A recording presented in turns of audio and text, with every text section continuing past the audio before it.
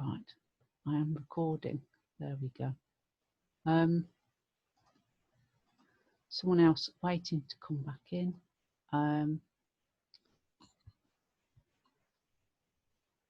Right, there we go. That should be all right. I am going to talk about Varroa, and I am going to talk about some of the options that are available. And one of the ones that I've said several times before is actually Max, which is spelled MAQS. And that's actually back in stock at various places. And it's currently £55 for 10 treatments. And that will be in stock on the 3rd of August. So if you want to do Max, it's a week-long treatment. You can do it with honey on. It does have temperature limitations, I think, as do many of them. And you can buy it in small packs or bigger packs, but I think the big packs quite good value. If you're not going to use a whole box yourself, then team up with the local beekeeper and split it between you, and it's quite an effective way of doing it if you can get another beekeeper to go in with you if you've only got a couple of hives. If between 3 of you you've got 3 hives each, then split a box of 10 and you know, offer the last one to someone else perhaps.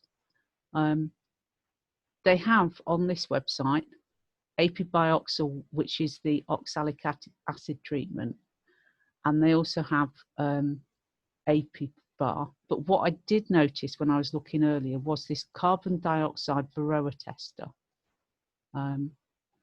Are you now just seeing the carbon dioxide tester? I'm never quite sure what the Zoom thing does. I'm going to show you this video because I thought this was really just a little bit interesting. It says it's gentle on the bees and a very fast method, and it's for counting mites without killing the bees. I am just going to point out what's wrong with this photo. There's 2 things wrong with it. One, he's not got his hood up, and secondly, he's not got gloves on. I think he should have his hood up. So some places have these really fun inner covers that are really foldy. But anyway, he's shook a frame off. He's going to get the bees together. He's going to open this interesting plastic container. It does look plastic, not glass. He's going to wallop the bees in because we're having a big sample to count the mites that come off them. And quite often you could do this with icing sugar. You can do an alcohol wash. This uses carbon dioxide, and you pump carbon dioxide in and it puts the bees to sleep. It doesn't in theory kill them. They will come round from it because we know we use CO2 for anaesthetising queens when you do instrumental insemination. This is the bit I don't get when it says it's gentle on the bees. What on earth do we think is gentle about rattling them round in a pot for a couple of minutes? I thought that looked quite horrible. At least if you're doing an alcohol wash, you're killing them and not giving them a really bad headache. It's the rest of the colony who's being gentle. Well, it is gentle on the rest of them, I suppose. But if you were doing an alcohol wash, you'd still take a similar sample size. And then you take this off and you can count the number of Varroa that have been shook off. But without actually doing a proper alcohol wash on the rest of the sample, then you don't know how many are actually on there, because quite often Varroa will really, really grip on with their claws and their biting parts, and they're really hard to get off the Varroa, which makes me think just shaking bees is probably not a particularly effective way of counting the Varroa on them.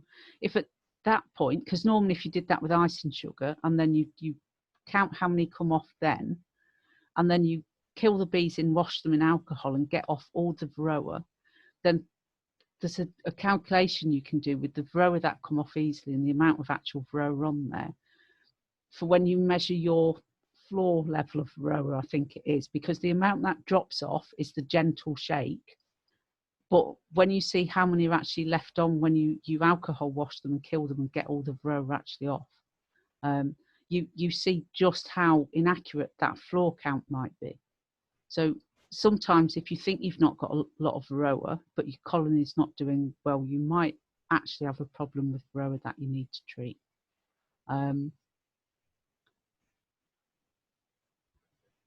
When you're going to, someone's asking, when you take your supers off, you can then use ApiGuard. That's the answer to what they're asking. With uncapped supers, you've got a choice. If it is the end of your season, you could leave uncapped supers on for them, or you can do the cheeky extraction and measure the water content of it, and see whether it's stuff you can feed your friends and family. If there's quite a lot uncapped, but you've going through and you take off, say, a super and a half's worth of capped honey, and there's a half super of uncapped stuff, then put some other frames in and put the uncapped ones above the middle of the hive and leave it another few days, and the bees might finish capping it. If it's uncapped and it's left above the centre of the brood box, that bit's warmer, they'll be able to produce wax easier to actually produce the cappings to seal that honey off. And it might be worth you hanging on and not extracting all your honey when you want it to, but leave it another couple of days, a week or something, and just have a quick look and see if they've capped some more. If you do a shake test, which is you take a frame out of your hive and you hold it that way and you shake it, if it doesn't rain out, it all stays in, it's probably all right to extract. But I would extract that separately at the end after all the uncapped stuff.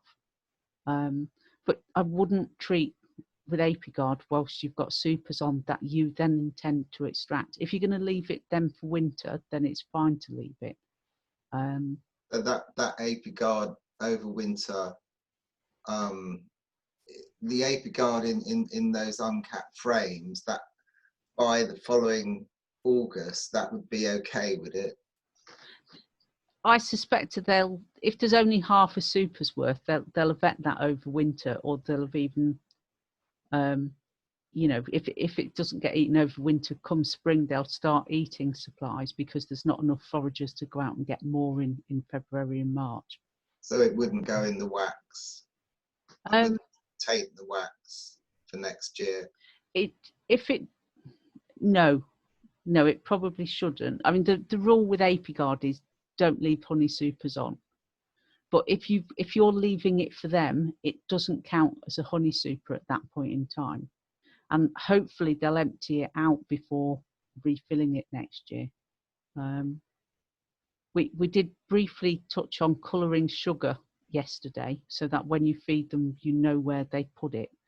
And that might be an interesting experiment to do, to have a half a load of sugar coloured and see where it ends up in a super, and see how much you can actually work out where it goes. Because it might be they store all the sugar you feed them in the brood box because they know that's where they want it. I've never done it, so I don't know where they store the sugar feed. But I think by the next year, the chances are they'll have eaten any honey you've left on, and especially if you leave it on in a super, and leave the super on top, because the chances are the brood's going to be in there in the spring, so they will have eaten all that honey, and had the benefit of it, and then come spring you'll wish they weren't in it because you only wanted to actually keep them in the brood, but you've got them through winter, and that extra half can sometimes give them that extra space to do their thing a bit longer before they get that swarming urge. But on the website, that gadget just struck me as quite a waste of £48. If someone wants to buy one, you know, and shake bees and it's like you can put them in a container and shake it with sugar.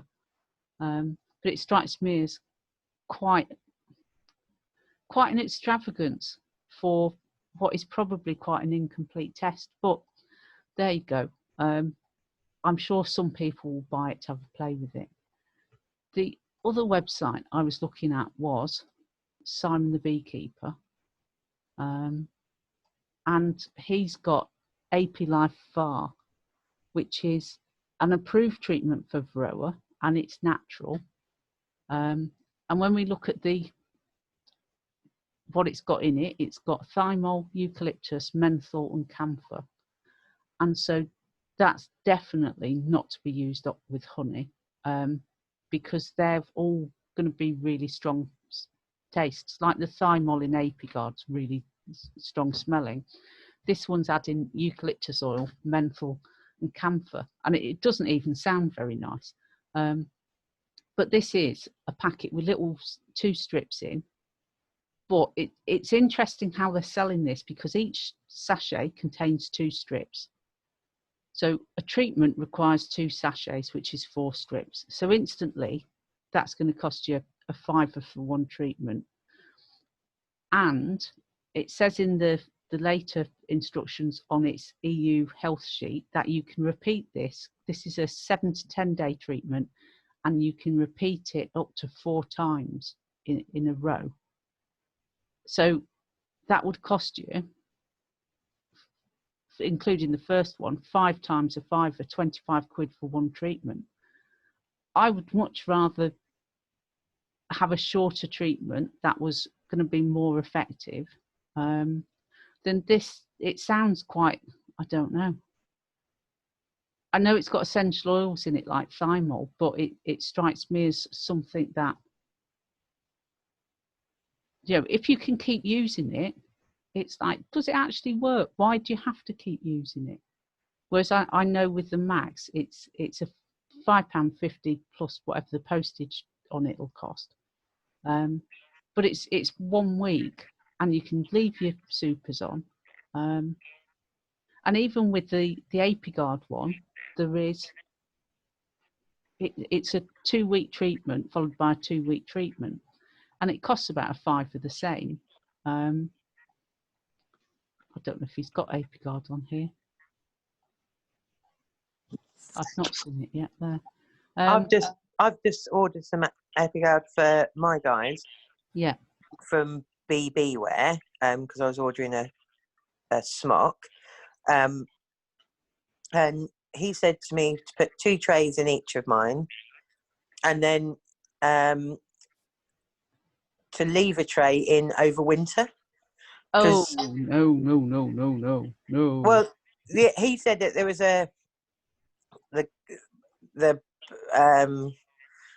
somebody from one of the societies told him that they'd trial both ways, and that way he had done better. But I'd never heard of that. I had to buy 2 packs anyway to cover the 3 hives, because they only sell it by the pack. Yeah. Of 5. But yeah, I was just a bit perplexed. I don't really understand it. If you follow the instructions that come with it, it will be one of these trays for 2 weeks, and at the end of that period, you then add a second tray.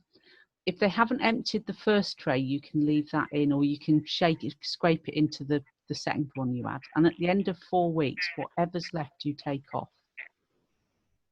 Okay, and where do I actually put it in the hive? At the top or the bottom? At the top, and you need an eek for it.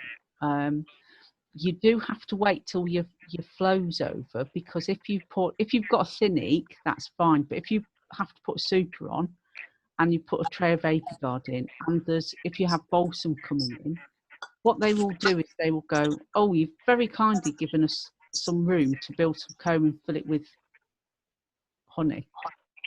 And it'll all be round to your Apigard tray, and it'll be a bit of a nuisance. They might not do it the first week because the smell's quite strong, but as they get rid of it out of the hive. Yeah, well, I've only just moved them out of nukes into their boxes. So it's definitely not for using yet. You do need a full box of bees to use it on. Right. So normally it would be sort of September you'd be using Apigard. Okay. because in lots of areas, you don't have, if you don't have balsam, your season ends when the blackberry and a few other things end, but the balsam carries the season on a lot longer for people. So if you've got balsam, then Apigard, unfortunately, is really difficult to put on, because they would fill a box with wild comb and honey, and when you come to put your second tray in, or to take your second tray off perhaps, it's just going to be a right mess, because they're still bringing in so much nectar. They can't just keep it in the brood box. They need a super to put it in. So, yeah. Yeah, go on, Paul. Right. I'm actually the apiary manager for our club, and we use both of these. And as you were saying, the Apigard you put on for a fortnight, then open it up, put the other tray in. The remains of the first tray, just leave on there, and it's a month treatment. The strips, we've had just the same success on the strips on the VAR, is it? You know, the more natural strips. So there's no difference between the two. How many lots did you have to put on? We put 2 strips on the strip ones, and then 1 container on the Apigard. So it's 1 container, leave it on a fortnight, open it up again, the remains scrape out, and put a container on. After a month, take it all off, then put the supers back on, then start feeding them. That's the procedure we do. But do you have balsam in your area? Yes, but we're taking the supers off. They can't, you know, whatever they bring in, they put it into the brood box. Right. So they pack the brood box out. Yeah, we remove the supers. Yeah, I think I've explained that. It's just if they are bringing in a lot of balsam, because your colony is quite big, I think it can cause a problem, just because they want to put a lot of nectar into the hive, because bees don't like being sat there doing nothing. Yeah, I mean, they fill the brood box up, obviously, but I mean, if you leave a super on, it's sort of over the winter. They use it all, and by the spring, all the smell and everything, the taste gone, so they're back to normal. So it won't affect your spring honey, because they clean it all out. But anyway, there's a variety, but the only one you should use with honey you're going to extract is the max strips. All of these, because this one contains thymol, that funny green strip one contains thymol and other things, and they all smell. They really do smell. If you buy this, when you open it, you'll go, she was right, it stinks. But the thing about getting the dosing right is if you leave something on over winter, then it's not designed for that. And whilst this is an organic substance, because it's just a naturally occurring essential oil, I don't think it's designed for that, because otherwise the manufacturers would give that as an option, wouldn't they? So I think you should follow the instructions given and not make things up, because that's why we have pyrethroid resistance in the UK, because the beekeepers who thought they knew best would leave it on over winter, because, well, it did really good for 6 weeks in the autumn, so if I leave it on over winter, it'll be even better. Follow the instructions. They all come with instructions, and I think you should treat it the same as your human medicines, unless you're one of those people who takes 3 antibiotics, feels better, and then stops taking them. Because if you think about how antibiotic resistance has potentially put us in a mess as human beings, then we don't want to do that to bees. And the argument is sometimes it's an organic substance, you can't develop a resistance to it. No, but it was designed to be used in a particular way, so please use it in the way it was intended. Diane, can I ask? You can. It seems that the problem with Varroa is knowing whether you've got it. You've described the product that you showed us earlier on. You've talked about the icing sugar. not very reliable. So we don't always find it easy to know whether we've got a problem or not. So do you take the approach of simply assuming you've got them all the time and do the max during the flow, the Apigard at the end of the season, and then the Biaxal in December, and just keep doing the 3 treatments irrespective? Is that, would you recommend? No, Sort of approach? you should measure how much Varroa you've got, and whilst some of the ways aren't very accurate, if you put your inspection board in and you oil it with a bit of cooking oil or a thin layer of Vaseline, you will get a fairly good count of what's fell out. It's just that isn't the total amount of Varroa in it. And I think some beekeepers say, oh, well, there's only 6 Varroa on my trade, that's really low. And they never put anything on the board to stop things blowing away. And I think getting an accurate measurement, you can make it better by putting something sticky on it so that the Varroa stay. And if your hive's in quite a windy place, then nail a very thin bar to the end of your Varroa board so that it stays in the hive and the wind can't whistle quite through across the top of it quite as easy. I've got a board that we did like that. I'll try and dig a photo out of it. And it just means the Varroa count's a bit more accurate. And you can look in at your brood combs, and when you're thinking about, you know, do I have Varroa, look on your bees. If you see bees with a Varroa on it, the fact you've spotted one means there's quite a lot of Varroa there. If you see little tiny white specks around the edge of your brood cells that are capped or uncapped, you've got Varroa, because that's Varroa poo. And if you can see Varroa poo, you probably need to treat for Varroa, regardless of what your board count says. If you can see Varroa on bees casually walking about, you've probably got a Varroa problem you need to deal with.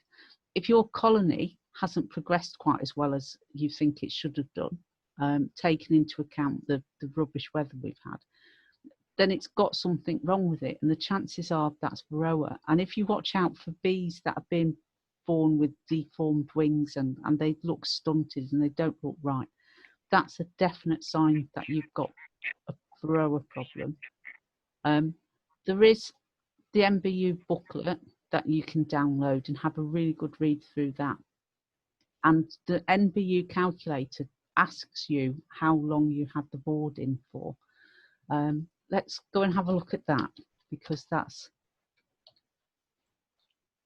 While you're looking for that, Diane, that max, do you put it on underneath the queen excluder on top of the brood? Because the supers are off that you are taking for honey, you don't have a queen excluder on. So you have your, if you have took all your supers off, you have your brood box and you put an eek on that and you put that tray on top of that. Okay. So it goes on there. Varroa calculator, there we go. There's a YouTube video by a guy called Samuel Ramsey, and he did his PhD on Varroa studies in America, and that's really interesting. There's absolutely loads of stuff out there about Varroa, and we're about to have a booklet published by Steve Martin all about the research he's been doing and what beekeepers can do to have a look at that. So anyway, let me share this page. This is the Varroa calculator on the MBU. So you say when you're monitoring, because obviously, because Varroa multiplies inside brood cells, the time of year has an impact. And the next question in this calculator talks about that and explains it a bit more. So if we were doing a count now, we'd probably say it was July, and round here, I think we've got a long brood rearing season. You'll have to excuse me a moment.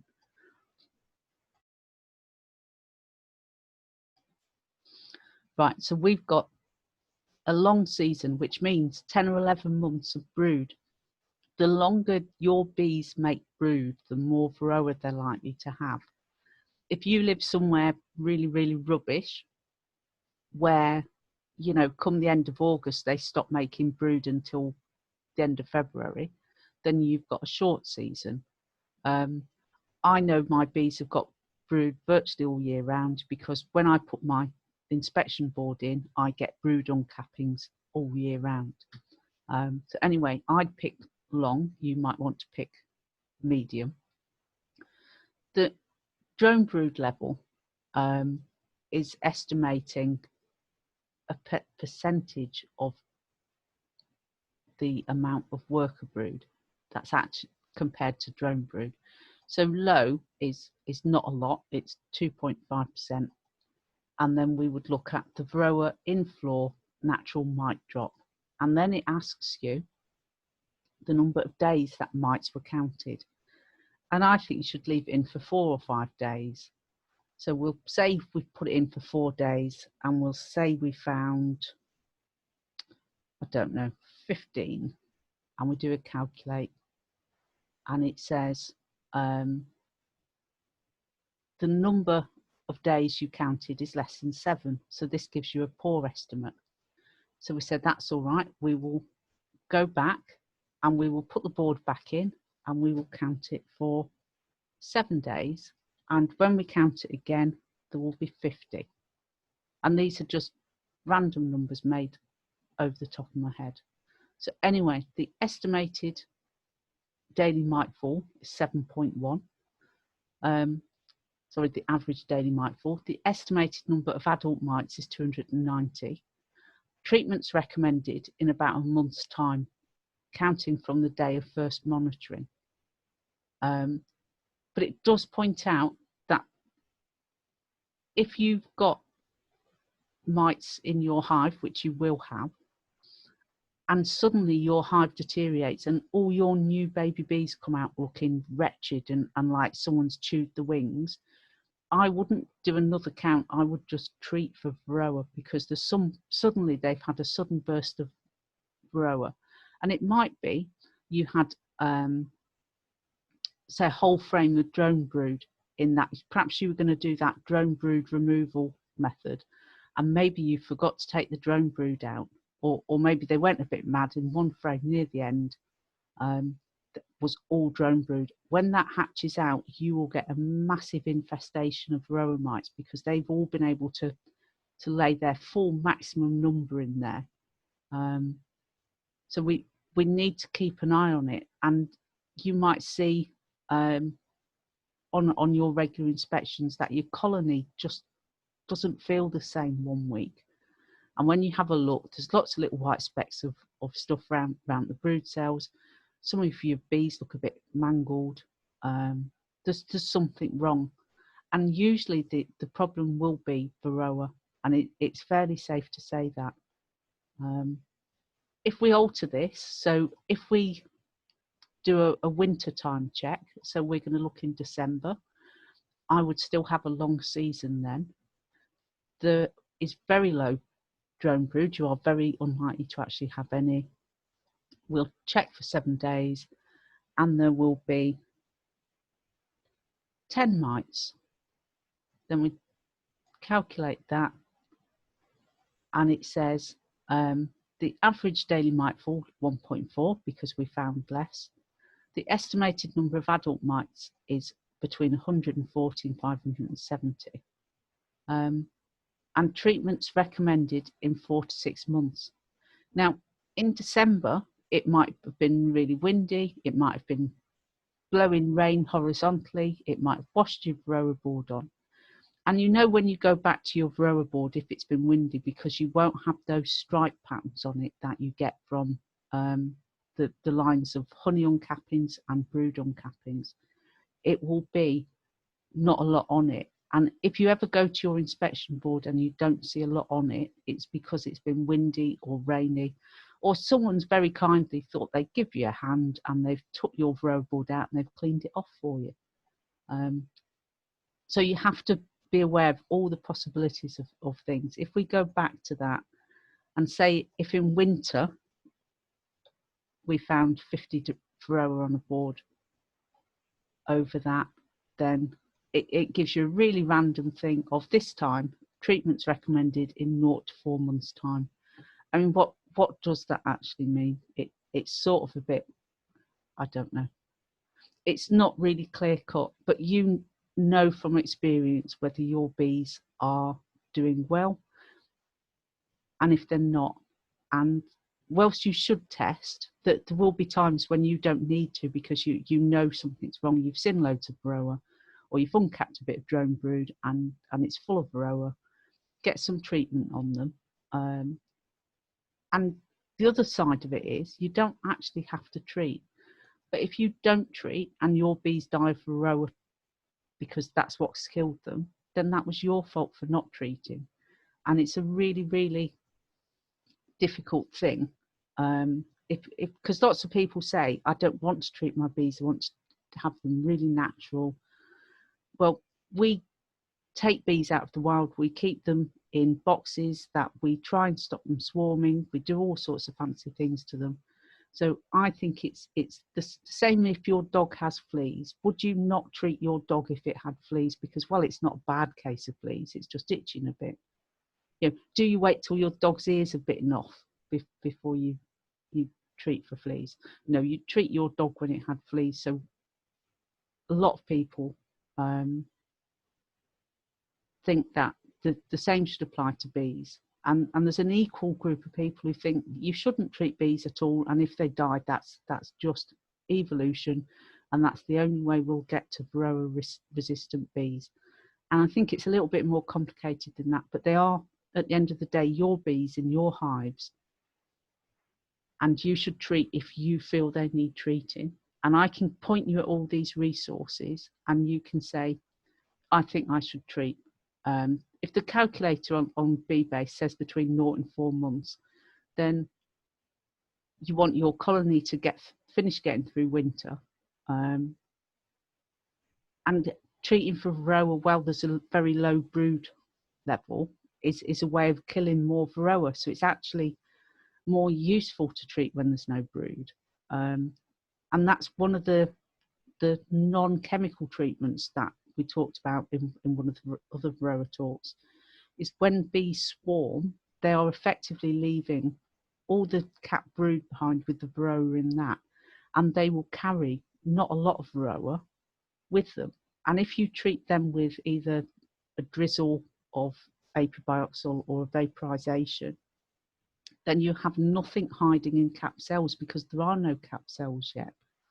And that will get rid of all the Varroa on those bees, and that gives your colony a really good start because then it's starting with an almost zero load of Varroa, which is absolutely fantastic for them.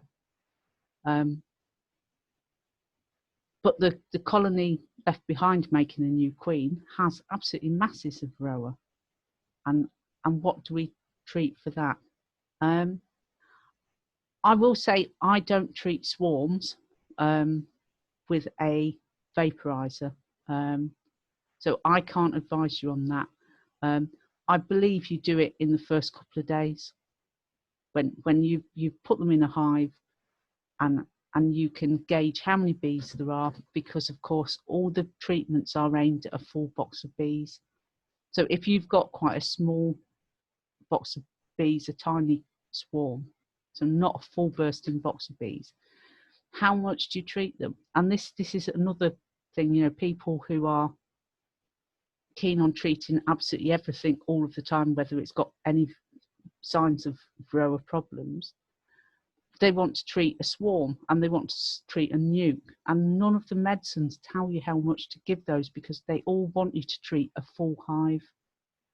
And so if you're going to play at treating something smaller than a full hive, on your head, you have to make that decision, because the logical answer being half of any treatment, you know, who's to say it's half of the treatment, because a full box of bees and comb has a lot more bulk to it than, you know, just a swarm on brand new combs. Is it the number of bees that count? Is it the number of larvae that makes up a full box? I don't know. So it would have to be your decision. And I wouldn't advise you to treat anything less than a full box of bees, because that's what the medicines say. You know, they are aimed at a full brood box. The only exception to that is probably the oxalic acid apibioxal drizzle, where you do 5 ml per seam of bees, because that's the only time I've seen anything that says per seam. And that would be a much more logical way of doing it rather than vaporizing, because you make up the solution to the right strength and then you apply down between the frames so that each seam of bees gets 5 ml. So if you've got a half box, it would probably be logical to do the drizzle one. But you've been making up quite a lot of syrup to get the concentration right. I'm now worried I probably shouldn't have bought the ApiGuard then. No, you will by the end of September have full boxes of bees. Right. It's just you wouldn't do it now. If they turn up tomorrow, don't do it tomorrow because they need to be a full box. Yeah, no, I just thought I'd buy it because obviously then I've got to pay postage anyway for the jacket. Yeah. So I thought I might as well buy that and get it now. Yeah. But yeah, no, so they have to be a full box of bees because the swarm I picked up is a lot smaller than my 2 nukes. Yeah, well, they should all build up. I got my first bees about now, however many years ago, and they built up into a full box and a super by the time winter closing up time came. So I should look to see that they might get supers on them then. They will probably get a super on them. It does depend on the forage in your area. If your forage stops dead on sort of towards the end of August, then you might not get a full super. But they should have expanded. You should be adding at least a brood comb to a nuke each week you inspect. So if they're on 5 or 6 now, in a month's time they should be on a full brood box. So by I'm only missing 1 out of the brood box at the moment, and I just haven't got any comb built on the outsides of the 2 nukes. But the swarm has filled the lot. Yeah. This is it. Swarms are really good at drawing comb, but normally you'd expect a nuke to expand a comb a week. If it might need feeding. So in a month you'll have 4 more frames of bees. By then you'll have so many new bees having hatched out because you'll have had 3 weeks of hatching and a 4th week. Then your colony will probably draw a super quite easily. ApiGuard's normally got a much longer life on it than... he said it had a 2-year shelf life on it. So don't feel obliged to use it just because you've bought it this year, and wait until you've got that big box of bees and work out if you've got balsam coming in. I will try and get some really good photos tomorrow of these really... On the thorax, it's like, and at the back of the head, it's like this enormous white stripe. Yeah. And have you seen, I don't know whether anybody's seen on one of the Facebook pages I'm on, I can't think of what one it is, they call it the new purple hive, which they've made in Australia because they don't have Varroa, and it photographs all the bees so you can check for Varroa. It's like a new thing that they've just engineered. Is it a crowdfunding thing? I don't know. It's just like, it looks like a little purple letterbox that goes on the front of any hive. I'll try and find it. Yeah, I'll try and find it. I haven't seen that, but I have seen some systems that heat the hive up and it gets it to the right temperature, and that kills the Varroa and it doesn't kill the bees. I think that sounds very fancy and expensive, and the bee companies I've looked at this afternoon haven't got it. But if you go to your preferred shop, you will find the ones they know people use, and presumably people keep buying these because they work. It's really difficult to tell you to do anything other than read the instructions for these things, and a lot of them have a temperature restraint on, which is generally 30 degrees. If it's going to be above 30 degrees, then all these chemicals will basically evaporate off quicker and overwhelm your hive, and you can get more dead bees from it than if it wasn't 30 degrees. And the problem with the UK at the moment especially is the weather last night was pretty rubbish. It's going to be baking hot for 2 days this week. It might not be, but they've promised us a bit of sunshine up here. The chance of it staying hot for very long is probably zero, because you know it's school holiday time now. But in summer, normally it doesn't actually get to 30 degrees. Very often in Oldham. I'm going to share this video that Katie's found. So, super technology.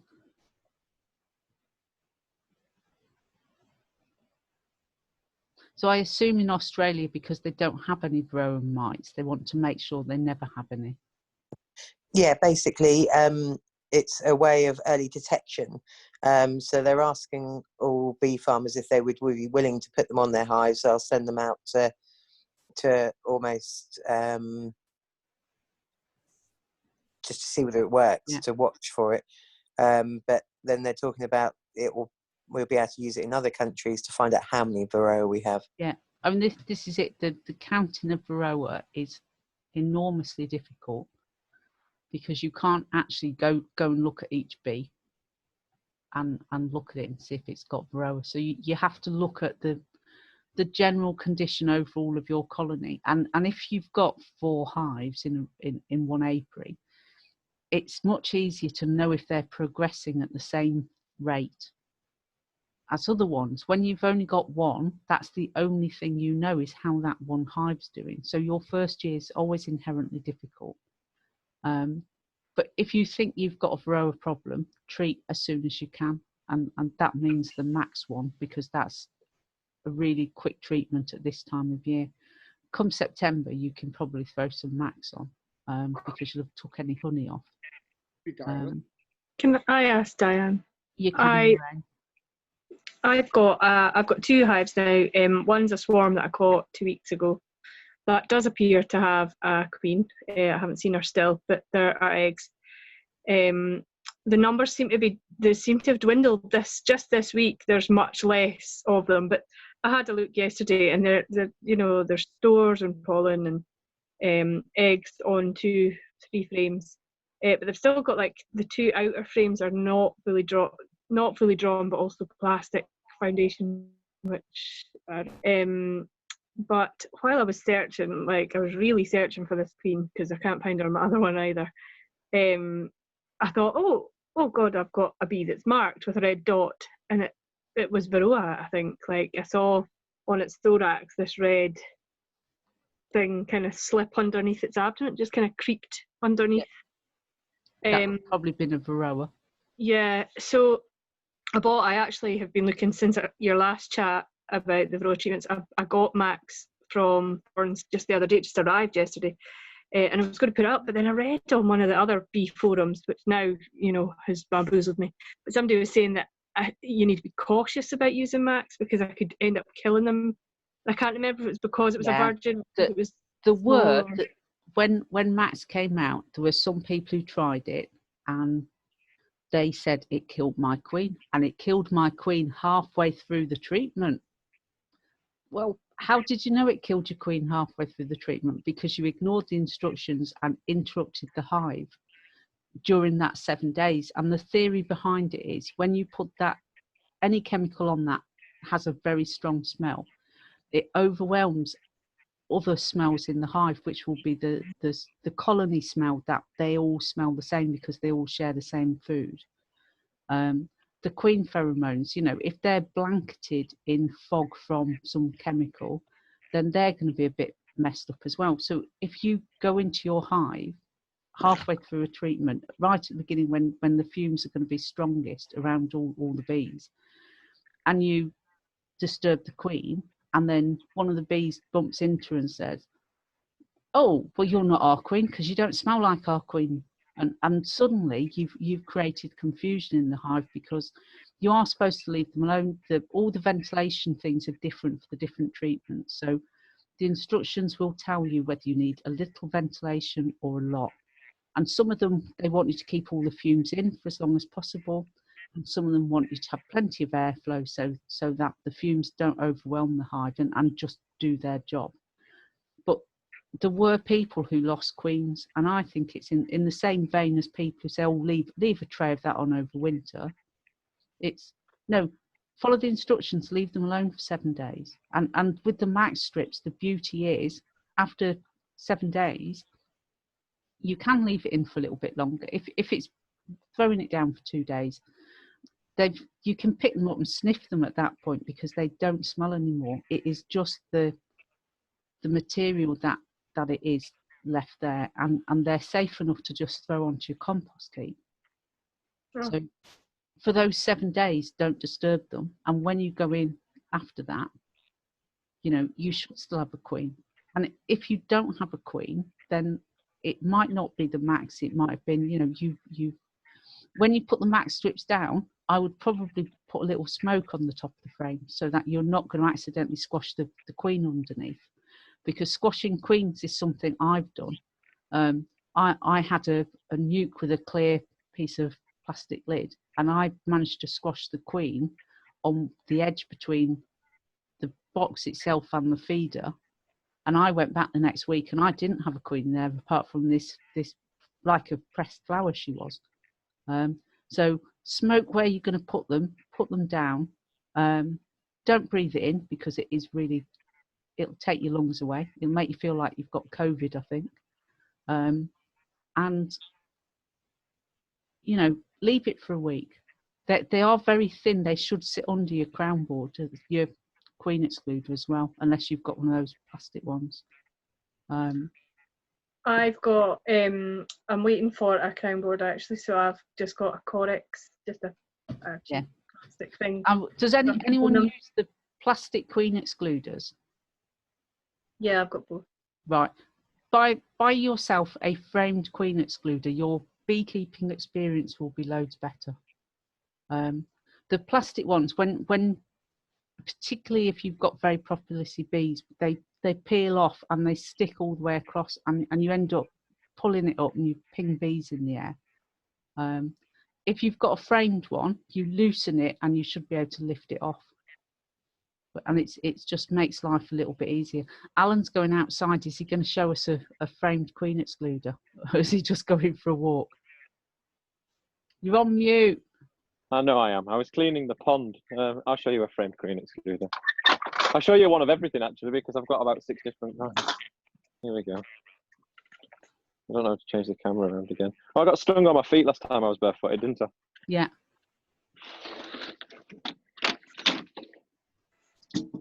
Can you use a wooden framed one on a polyhive? Not that I've got polyhives. So there's different kinds, right? These are the different kinds that we've got. Give me a second, I'll get one of the new Thorns ones. I've got one. Give me a sec. Right, we've spotlighted your feet, so now we can all see your feet, I think. All right, look at me. Don't walk around your apiary barefooted, you get stung on your feet. Yeah, I'd recommend always putting shoes on. I got some feeders. All right, okay, bad example, but it's a smaller version. This was the other one, right? Okay, so you've got this kind. A pressed zinc one, I think they call those, don't they? Not a fan at all. No, I don't like those either. They're very sharp, but if you're going to use them in the nukes, because you put in another brood box on top of your nuke, then they exist for that reason. Molly, get out. Come on. In. The framed ones come without a frame sometimes, okay. And then you have to build your own frame. This hive's got a green one on, right? And this is a green plastic one, like what Di's just mentioned, right? These are the new Thorns ones, he says, breaking a rule here. See? That's a bit thicker, isn't it, that? Yeah, and it's really weird. It's got like legs underneath. Just thinking if I've got one. Anyway, so that's 2. These are some really old plastic ones that I got as part of a sale. So they're a bit like the green one. And this is a metal one that's not in a frame. But again, this is something that needs cleaning, and that's why it's not on a hive. And then this is a framed one with the bee space, so you can change it whichever way you want it. So I don't know if you can see, but there's a gap here so that you can have it like this or like this, depending on whether you've got top or bottom bee space. Then I think there is. I've got a plastic one somewhere that is like the pressed metal. It's down here near the dog. Molly. Okay, I can't get to it, but yes, there's another kind here. Anyway, how do I get off the camera? There. If I do that, we go back possibly to speak of you. Okay. So yeah, that's pretty much where we're at. But yeah, if you've only got the plastic ones, I will have to have a look at Thorn's new one. But the thin ones they have are absolutely horrible because they just ping off and you flick bees in the air. If you have a framed one, your max strips will sit under it, or because there's that little couple of mil gap to put it on. Otherwise, you just have to squash it down a bit, and the weight of whatever's on the top normally will press it down because they're quite soft. The new plastic one, has that got a bee space in it? It does. I'm just trying to get you one. I'm just trying to get one, but I'm thinking which hive's got no bees in it, but they've all got bees in it. Yeah, so I'm thinking which one I can get to. The plastic one, the new Thorn one, has like little lugs that make the bee space. Yeah, I don't know where it is. I've definitely got one that's not in a hive at the moment, but it would seem at the moment they've all got them in. But yeah, it's got legs all the way around to kind of keep it equally spaced so that it doesn't sink in the middle. I'll have to get older one and have a look. Yeah. But yeah, that's a good hint. The framed ones, you can buy them in the sale usually. The other year they had some stainless steel queen excluders that weren't quite square, and they were ridiculously cheap. And I told my husband about them, and he said, well, I can build a frame around anything, it doesn't matter. So we got a pile of stainless steel ones for quite cheap, which was good. Anyway, where were we? We were talking about Varroa. Yeah, it's really difficult because the MBU say check for Varroa and treat if you need to. And then you've seen their calculator. It's really woolly, isn't it? Treat between the next 0 and 4 months. Well, what does that actually mean? And sometimes you just have to go with your gut. And what Ted was asking earlier about whether you should just automatically do a treatment in summer, autumn and winter. I'd say the winter treatment's the one you should probably consider doing every year, because that point when there's virtually no brood in your hive, and that might actually be, you know, the 17th of December or something. It might not be the traditional time of between Christmas and New Year. It might be a bit earlier. It might actually be October if your food supply in your area is dried up. Then October might be the time they have no brood. But if you put your inspection tray under for a day or two, you will have very faint lines of brood uncappings on it and honey uncappings. And if you just do a really quick sketch of that, and I don't want you to keep them in all the time, but if you put them in for a couple of days every fortnight over winter, you will see the brood patterns reducing because they'll be over fewer frames. And you will work out when you have least brood in your hive, and that's when your winter oxalic acid treatment, use a proper branded one though, is going to be most effective. And that's probably the best advice I can give you is don't automatically treat apart from maybe that one time, and then think about what other treatments you want to use, and make sure, you know, for next year we're all going to have to buy max early in the year so we can use it when we want to, rather than thinking about, oh, we want to buy some max and it all sold out. But that beauty of Max is just that 1 week treatment with supers on, because nothing else will let you do that at all. So it gives you that real flexibility that nothing else will.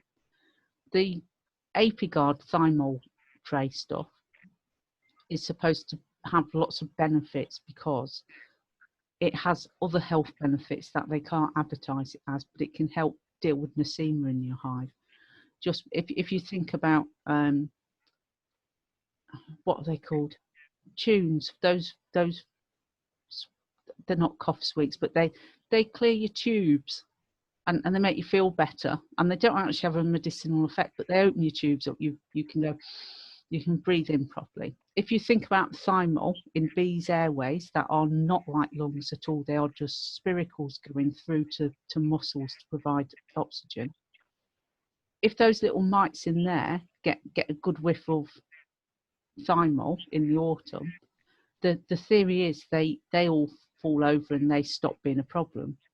It isn't a registered treatment for nosema, and it is just one of these side benefits that people notice. They had less nosema in spring if they'd used the thymol treatment in the autumn.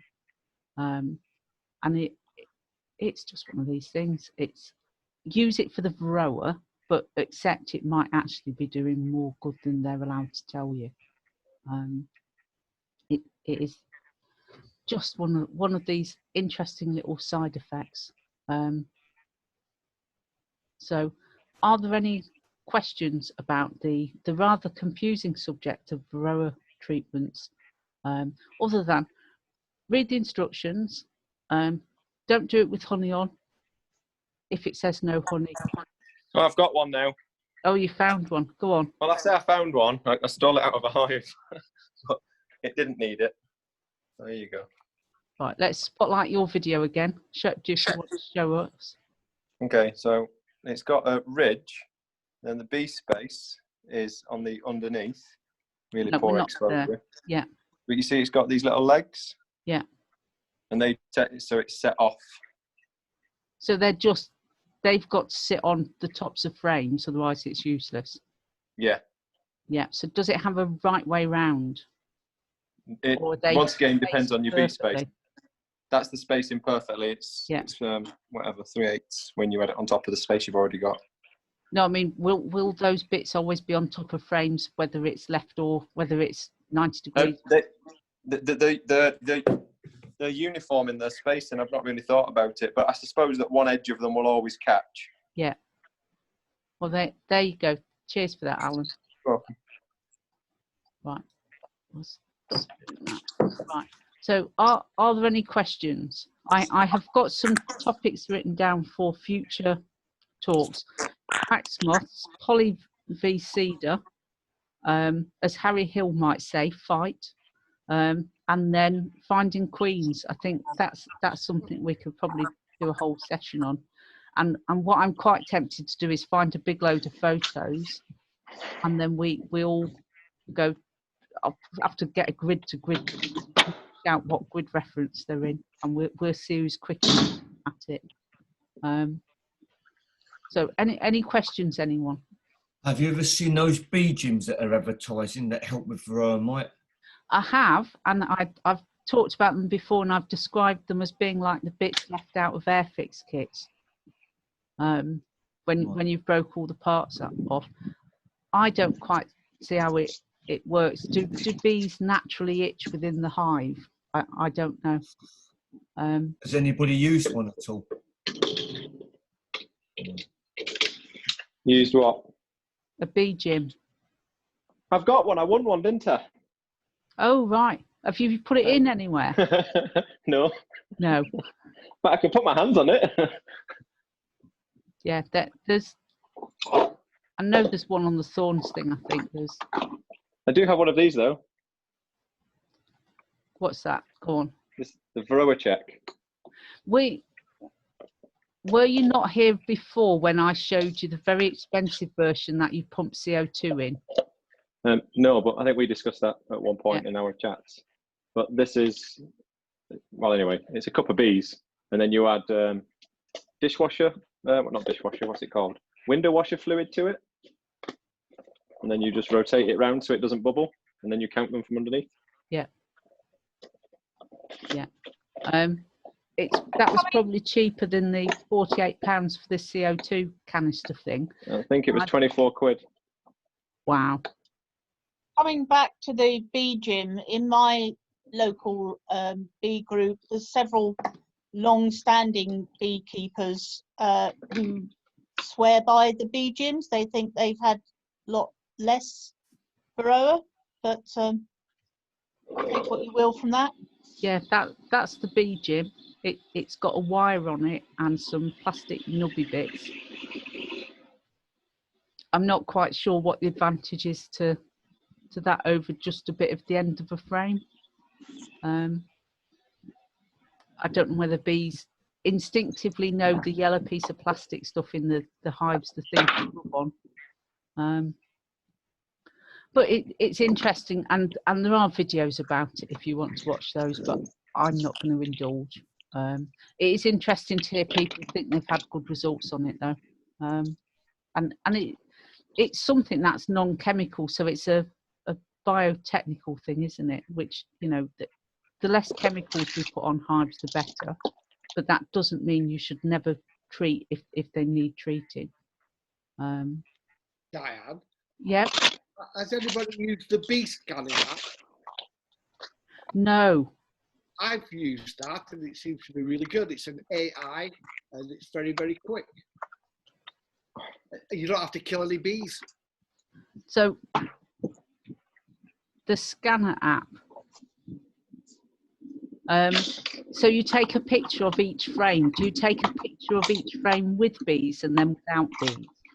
No, you take a picture of each quarter. Right. You cut the frame into quarters. So you Yeah. take 4 pictures of each frame. The more bees, the merrier. It scans, you upload those, and it scans them instantly and gives you a percentage back of. It's using machine learning, isn't it? That's right.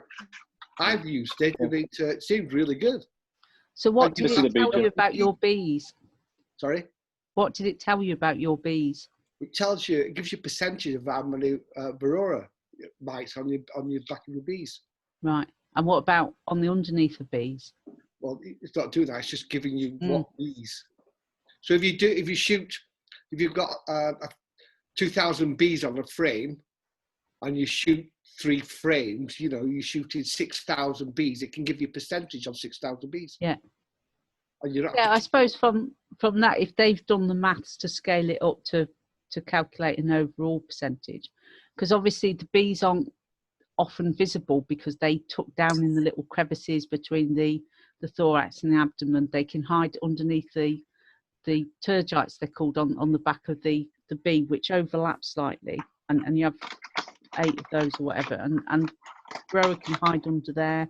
They can hide on the thorax underneath. There's lots of places Varroa can hide. But if they've done the maths because it's only a scientific statistical analysis, isn't it? Yeah, well, if you shoot it, if they're going to analyse 6,000, 7,000, 8,000, whichever many pictures you take of your hive, then you've got a percentage. You've got a chance, haven't you? And it's an interesting way of doing it. And what's that app called? Sorry? Bee scanning. And presumably, if it's AI, all the images you're putting in, it's learning all the time? That's right. This is it. Bee scanning app. Can I ask one? Sorry, go back to the Varroa treatment. It's not quite sticking in my head what I have to do. So I've got max strips, and I'm just going to treat both of my hives. Like one I visibly saw. So I'm guessing I should just go ahead and treat both. They're in the same apiary. Yeah. Am I then going to have to treat again in winter after I do an actual count? Or, when you said you would use the winter treatment would be the most effective because of the brood being reduced. Yeah. It's entirely up to you. I would count how much Varroa's in your hive, but the fact you've seen Varroa on bees usually means you've got quite a lot of Varroa in there for you to notice them, unless you've done something like the AI thing that's actually physically counted how many there are. The fact you've seen one usually means there's enough of a problem. It's normally said about rats, isn't it? If you see rats during the daytime, there's a rat problem in your area. So if you've seen Varroa, there's a Varroa problem. So I'd treat them now. You might have to treat in the middle of winter again. But after I do a count, then would you count again, like formally do? Well, say formally, I guess count.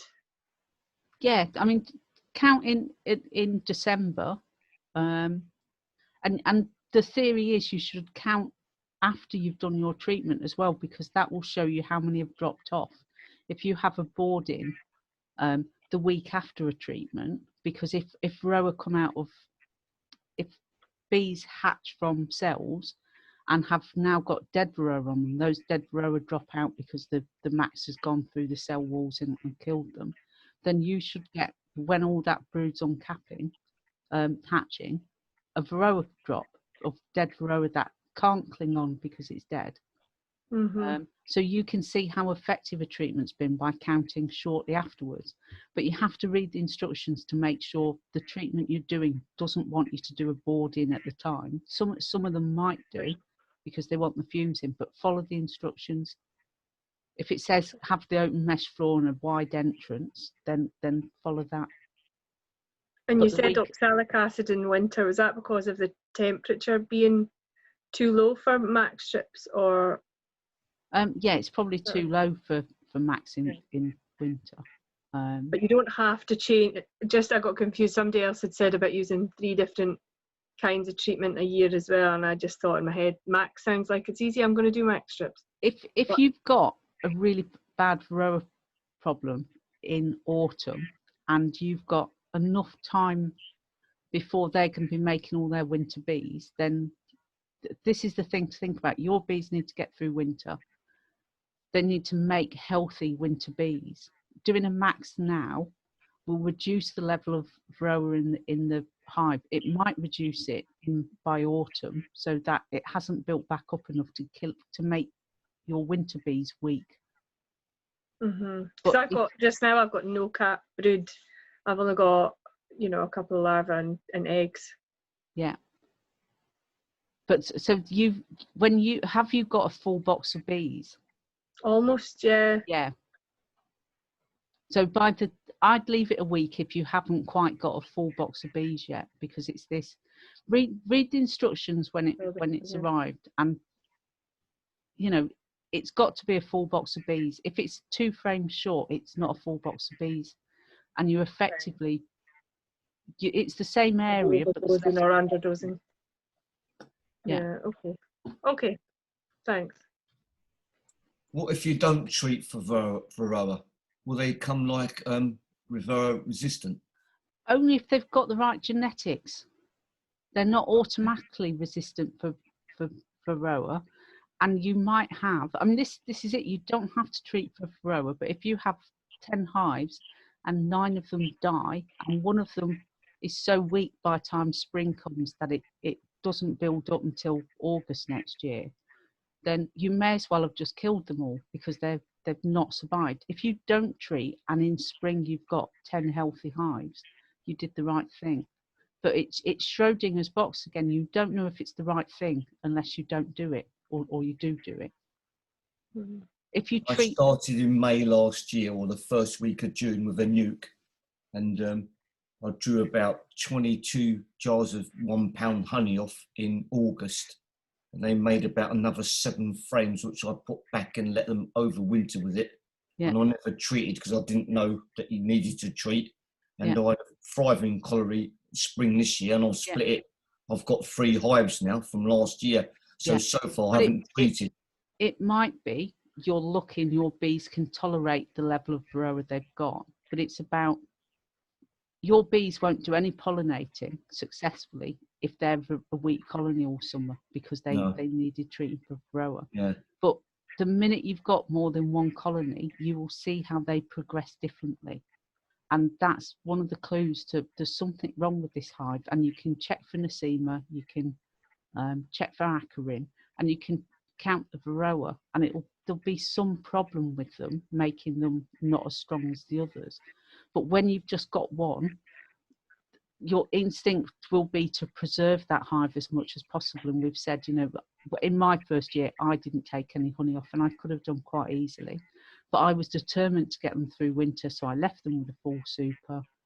They had plenty of honey, and you know, I treated for Varroa as I needed to, and I bent over backwards to make sure I got bees into the next year. That next year, I ended up with 3 hives. I think I picked up a swarm from somewhere, and you know, then I needed to split colonies.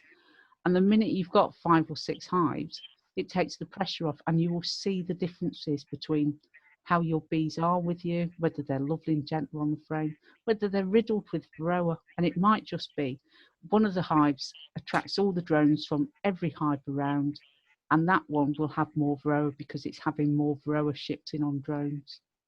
Okay. Somebody said to me, you can put an uncapping fork, drag it through a little bit of drone brood, and you'll see whether there's Varroa mites in the larvae. Yeah, you can do that. It's a bit messy, and we've talked about sacrificial drone brood. The NBU Varroa leaflet is really worthwhile downloading, and I'll put the link onto that as well. They don't do a print copy anymore. I have a couple of copies of the last version, so it's actually out of date, but I've got a couple downstairs still. But download it and have it on your phone and flick through it, and or have it on your computer. If you're lucky enough to go into work where there's an office and the place is deserted because of COVID, then you could probably be very naughty and print it at work if you wouldn't actually get the sack for that. I've never worked anywhere where I'd get the sack for printing things because it's my printer, it's my company, and if I want to print a leaflet, it's for work.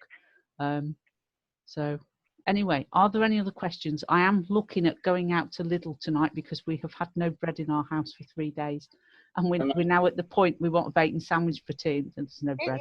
Isn't it kind of responsible beekeeping for you to look for Varroa, even if your hives are thriving? You know, just generally, yes, you want them happy and healthy, don't you?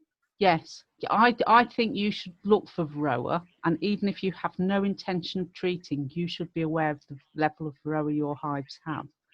And if you're in a shared apiary or you have other beekeepers very close to you, the drones will quite literally get Varroa jumping on them and go into other hives, because hives are drones are tarts, and they go from hive to hive to hive, and they'll transport the Varroa in, and that's how Varroa gets to different hives.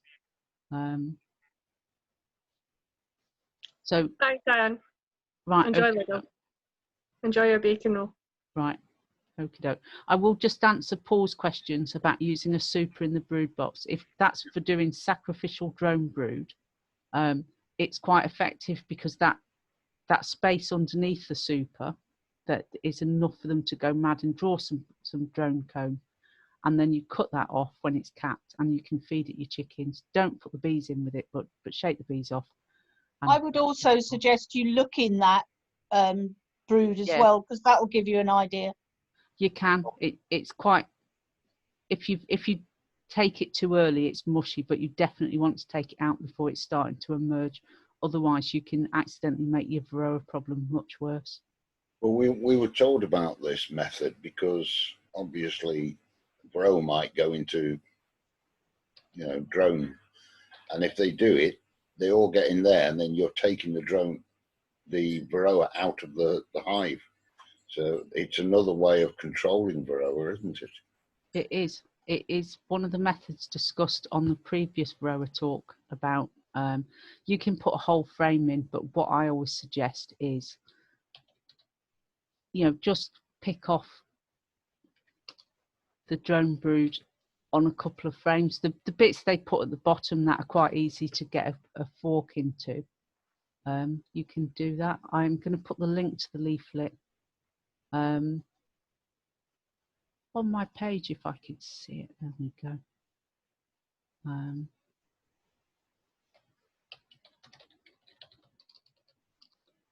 But there's this NBU leaflet that was updated in January 2020, and that's got absolutely everything in. it won't tell you personally whether you should be treating your hives, but it will give you lots and lots of information about different methods of dealing with it. And altogether, it's called integrated pest management, and that's when you should have you should look at different options. But as most of us have open mesh floors, we are sort of already doing that anyway, as well as using or looking at using chemical treatments. Right, is there anything else before I go? I've got things written down for the next couple of talks. So if you've all had a lovely evening, I shall go. As usual, if you fancy buying me a coffee, the link is somewhere on my Facebook page. There is no obligation, but thank you very, very much to those of you who do. You are absolute stars for doing that. I love talking about bees, and I love having our bee chat sessions. It's so nice to see so many familiar faces all the time. So anyway, until Sunday night. I thought you weren't going to do Sunday this week. Oh, I'm not, am I? God, yeah. God, nearly put myself in for Sunday there. Well remembered, Kevin. Yeah, I'm not doing this Sunday. I told my husband I was having a Sunday off, and he said, "Yeah, I bet you won't." But I am. I'm going to have a Sunday off. You just want to prove him wrong, don't you? I do now. Yeah, yeah. I was going to go, but yeah. I've got to find my Facebook page. Facebook. I don't know how many of you have had the new, the Facebook version. It's all a bit bobbly, and it just makes my page harder to get at because it always used to be linked to from the top right, and it's not now. I have put the Thorns leaf, not the Thorns, the MBU leaflet on. Their page of leaflets is well worth having a look at and downloading, or at least having on your computer. A big file of things. What's your Facebook page under? It's Diane Drinkwater, qualified beekeeper. Okay, fine. So it's on there. And I have recorded this, and I will see what it turns out like. But for now, I will say good night, everyone. I am off to Lidl with a mask on to buy a loaf of bread. So have a lovely rest of your evening, and I will see you, some of you next Tuesday. I will see probably all of you next Wednesday. Night, guys. So, thanks so much. Night, everybody. Good night, everybody. good night. Good night. Hi, everyone. Thank you, Diane. Thanks again. You're welcome. Thank you. Bye-bye. Don't happen to be able to identify these, do you? What is it? They've got little black seeds in. Dad had loads of them. Little black. Oh yeah, they are. They're really pretty, but there's no flowers anymore. Aquilegia. Let me spell that. I'm gonna cheat. I'm gonna ask you just to type it into Facebook and send it me, please. Aquilegia. Aqui. AQ. AQ. Yeah, my phone died, and not only that, but I didn't realise it was gone 7 o'clock. I am sorry. Right. Yeah. I'm not going to ever be bringing people to go speed chat. Oh, don't be daft. Yeah. I don't know what Lidl's 10 o'clock, isn't it? Yeah. Yeah, but we don't want to go out really, really late. So, but right. Yes. Aquilegia. I'll let you get off. I'll speak to you in a bit. Right. Okay. Cheerio. Bye-bye. Bye, Katie. Bye, Fiona. Bye.